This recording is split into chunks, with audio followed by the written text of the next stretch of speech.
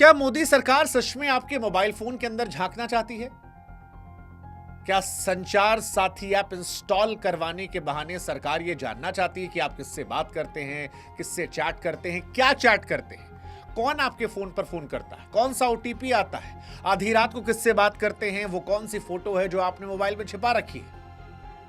क्या संचार साथी ऐप को पहले से फोन के अंदर इंस्टॉल करवाकर सरकार आपके कैमरे, माइक्रोफोन, फाइल, लोकेशन तक पहुंचना चाहती है? या फिर जो सरकार कह रही है कि एक सुरक्षा टूल है, या वो बात जो विपक्ष कह रहा है कि अब मोदी जी की टीम आपके फोन में एक सरकारी चौकीदार बैठाने वाली है? जनता कंफ्यूज है कि सरकार की बात सुनकर इस बात को माने कि साइबर फ्रॉड रोकने की दिशा में यह बड़ा कदम है, या 140 करोड़ लोगों की जिंदगी पर अब नए दौर में नजर रखने की एक धीमी शुरुआत।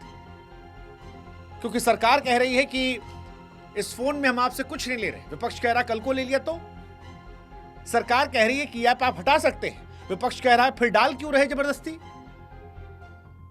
सवाल यह है कि आपके फोन में संचार साथी का होना आपकी निजता का दरवाजा सरकार के हाथ में सौंप देने जैसा है, या विपक्ष जो है इसे बढ़ा चढ़ाकर पेश कर रहा है? सवाल यह भी कि आपके मोबाइल फोन में पहले से बहुत सारे ऐप हैं, वो ऐप जिनको इंस्टॉल करने के बाद आपने बहुत सारी परमिशन दे रखी है, तो फिर संचार साथी ऐप में हम और आप इतना घबरा क्यों रहे? आज आम जनता के कई सवाल, आम जनता के मन में डर जो है वो घर कर गया है, और आज इन तमाम सवालों का एक एक करके हम जवाब देंगे। हालांकि जब ये जवाब दें उससे पहले हमारी आपसे गुजारिश है कि आप हमारे व्हाट्सएप चैनल से जुड़ जाएं। उससे आपकी निजता का हनन नहीं होगा, सिर्फ आप तक हमारे वीडियोस हर रोज पहुंच जाया करेंगे, इंपॉर्टेंट वीडियोस जो आपके लिए देखना समझना जरूरी है। लिंक हमने कमेंट सेक्शन, डिस्क्रिप्शन में दे रखा है। अब शुरू से शुरू करते हैं कि संचार साथी है क्या, क्यों बनाया? देखिए, संचार साथी सरकार का साइबर सिक्योरिटी ऐप है। इसकी शुरुआत मई 2030 में हुई थी जब इसका वेब पोर्टल लॉन्च हुआ था। इसके बाद 17 जनवरी 2025 को इसका मोबाइल ऐप सामने आ गया।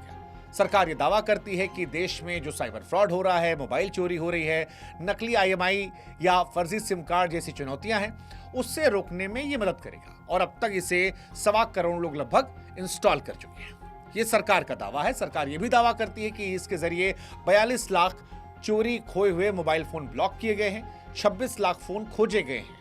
और ये ऐप जो है ये CEIR नाम के सेंट्रल डेटाबेस से जुड़ा है, जहां देश के सभी IMEI नंबर दर्ज हैं। यानी आपका फोन चोरी हुआ तो कहीं भी चालू होगा, उसे ट्रैक कर सकते हैं। इस ऐप के जरिए मोबाइल खोने की आप रिपोर्ट कर सकते हैं, IMEI चेक कर सकते हैं, फोन असली नकली चेक कर सकते हैं, आपके नंबर पर कितने ID हैं वो चेक कर सकते हैं, और संदिग्ध कॉल मैसेज की रिपोर्ट कर सकते हैं। ये इसकी सुविधा वाली बात है।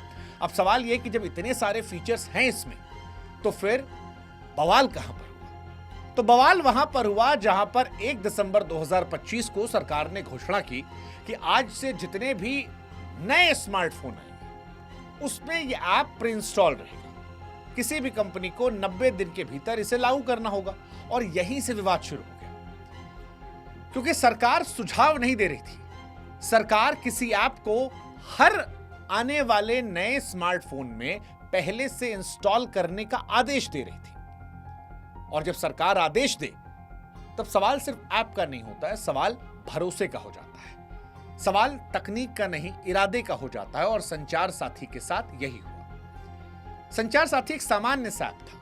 17 जनवरी 2025 को एंड्रॉइड iOS दोनों पर लॉन्च किया गया था। लेकिन जैसे ही सरकार ने कहा कि भैया कंपलसरी है हर फोन में डालना, वहीं से विवाद शुरू हो गया। विपक्ष ने आरोप लगाया कि ये सरकारी चौकीदार बैठाने जैसा है। सरकार सुरक्षा कवच कह रही थी और आम आदमी परेशान कि यार है क्या, किस पे भरोसा करें। विपक्ष इतना गंभीर आरोप लगाया। विपक्ष कह रहा है कि भाई पेगासस टाइप का निगरानी वाला हिसाब किताब है, बिग बॉस जैसा हो गया है, आपके हर कदम पर नजर रखी जाएगी और सरकार धीरे धीरे सब आपके बारे में जानकारी रख लेगी, स्वतंत्रता आपकी खत्म हो जाएगी। बीजेपी सरकार की तरफ से निगरानी की शुरुआत है। ये विपक्ष के दावे थे। इस पर सरकार का भी तर्क था। सरकार का तर्क यह था कि भारत में साइबर अपराध जो है वो विस्फोट की तरह बढ़ा है। 2024 में देश में 22.68 लाख साइबर फ्रॉड दर्ज हुए, लगभग 10 लाख फर्जी सिम पकड़े गए, 2.63 लाख नकली IMEI आए, दिल्ली में ही 4 लाख स्मार्टफोन चोरी हुए, हर साल 50 लाख फोन चोरी गुम होते हैं, सरकार कहेगी इसके लिए जरूरी है। दूसरा तर्क यह था कि यार ऐप जो है सरकार पहले मोटिवेट कर रही थी कि डाउनलोड कर लीजिए, लोग खुद डाउनलोड नहीं कर रहे थे, इसलिए गुम और चोरी का सिस्टम काम नहीं कर रहा था। इसलिए हम कह रहे हैं कि आप खुद ही इंस्टॉल करके दे दीजिए। ज्योतिरादित्य सिंधिया ने कहा बाद में आप चाहें तो इसे हटा सकते हैं, मजबूरी नहीं है। लेकिन डर सारा यहीं से शुरू हुआ कि जब सरकार के पास यह ताकत आ जाए कि वो एक ऐप को हर फोन में डाल सकती है, आज एक ऐप कल को दूसरा ऐप, आज सिर्फ IMI तक पहुंच कल को चैट कैमरा, तो फिर आदमी के मन में संदेह पैदा होना शुरू होता है। और यहीं से विपक्ष और विशेषज्ञ नाराज है। विपक्ष का यह दावा है कि यह ऐप नागरिकों की निजता पर हमला है। सरकार निगरानी बढ़ाना चाहती है। प्रियंका गांधी ने जासूसी ऐप कहा, केसी वेणुगोपाल ने पेगासस का उदाहरण दिया, कहा उसी तरफ कदम है। प्रियंका चतुर्वेदी कहीं बिग बॉस टाइप निगरानी है। CPIM वाले कहे कि इस ऐप को नहीं हटाया जा सकेगा और करोड़ों फोन में निगरानी सिस्टम हो जाएगा। डिजिटल पॉलिसी के जो एक्सपर्ट्स थे वो कह रहे थे कि सरकार रिएक्शन देख रही है कि आज अगर कम रिएक्शन आया तो एक ऐप कल दूसरा ऐप, आज एक इंस्टॉल करवाए तो रास्ता आसान हो जाएगा। इसीलिए वो कह रहे हैं इसकी लड़ाई लड़ना जरूरी है कल की तैयारी के लिए। अब आम आदमी का जो सवाल था कि भाई साहब क्या आपके फोन की जासूसी कर सकता है, अब तकनीकी जानकारी के आधार पर देखें तो यह ऐप SMS पढ़ने, भेजने, कॉल लॉग, कॉल स्टेट और फोन मैनेजमेंट की परमिशन मांगता है। सरकार के एक्सपर्ट्स कहते हैं कि कोई camera, microphone, file, gallery, location नहीं मांगता है। लेकिन आलोचक कहते हैं कि भैया ये आज की बात है, कल का क्या होगा। वैसे भी सरकार के पास आधार है, पैन कार्ड है, सरकारी जानकारियां हैं। अब डिजिटल भी चला गया तो मामला सारा गड़बड़ा जाएगा। फिर एक सवाल आता है कि जो सरकार के समर्थक कहते हैं भाई साहब बाकी भी ऐप्स तो आप इंस्टॉल कर रहे हैं, आप फेसबुक देखिए सारी परमिशन ले रहा है, इंस्टा परमिशन ले रहा है, व्हाट्सएप ले रहा है। फिर हाँ ये सच है कि व्हाट्सएप, ट्रू कॉलर, इंस्टाग्राम बहुत सारी परमिशन लेते हैं, लेकिन संचार साथी और इनमें फर्क है। संचार साथी ऐप को लेकर एक सवाल जो और लोगों के मन में आ रहा है वो ये कि संचार साथी और बाकी ऐप्स में फर्क क्या है, क्योंकि WhatsApp, true collar, Instagram, Facebook पर भी हम बहुत सारी परमिशन देते हैं। फिर सरकार का ऐप संचार साथी जो ये दावा कर रहा है कि आपका फोन चोरी होगा तो पकड़ा जाएगा, फर्जी सिम वाला होगा पकड़ा जाएगा, नकली सिम होगा तो पकड़ा जाएगा, और बहुत सारे फायदे बता रही सरकार, तो इन दोनों में फर्क क्या है? परमिशन तो दोनों जगह है। दो बड़े फर्क है। पहला फर्क, बाकी जो ऐप आप इंस्टॉल करते हैं वो आप अपनी मर्जी से करते हैं, आपकी चॉइस है।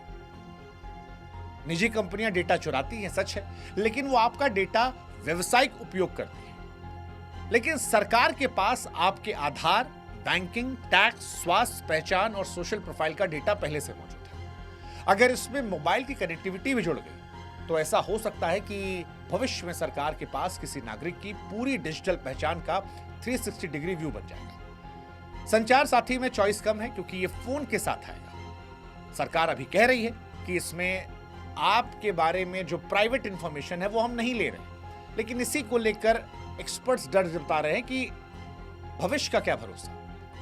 दूसरा, सरकारी आपका डेटा सरकार के पास जाता है जो पहले ही आधार, पैन, बैंकिंग, हर डिजिटल रिकॉर्ड तक पहुंच सकती है।